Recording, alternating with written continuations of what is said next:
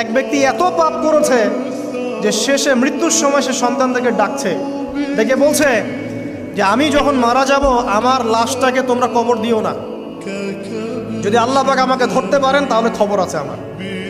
কি করতে হবে?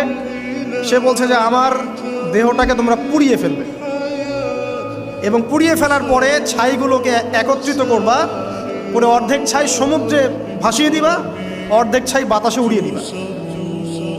সন্তানরা তাই করলো।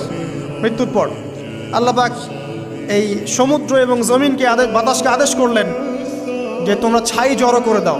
আর মানুষ আর জিন আল্লাহর কথা না শুনলেও এই প্রকৃতি আল্লাহ পাকের কথা শোনে। তো প্রকৃতিকে আল্লাহ পাক আদেশ করলেন এই সমুদ্র ছাই জড়ো করো, এই বাতাস ছাই জড়ো করো। তারা ছাই জড়ো করে দিল। এই ব্যক্তিকে বলা হচ্ছে তুমি জীবিত করে আল্লাহ পাক বলছেন তুমি যে এই কাজটা করেছিলে, লিমা ফাআলতা হাদা, তুমি এই কাজটা কেন করেছো? তখন এই ব্যক্তি উত্তর দিচ্ছে মিন খাশিয়াতিকা ইয়া রাব্বি ওয়া আনতা আ'লাম, হে আল্লাহ আমি আমার বুঝে যা এসেছে আপনার ভয়েই আমি এই কাজটা করেছি, আর আপনি খুব ভালো করেই জানেন যে আমি আপনার ভয়ে করেছি নাকি অন্য কোনো কারণে করেছি, মানে আপনি আমার মনের কথা জানেন। আল্লাহ পাক তাকে মাফ করে দেবেন।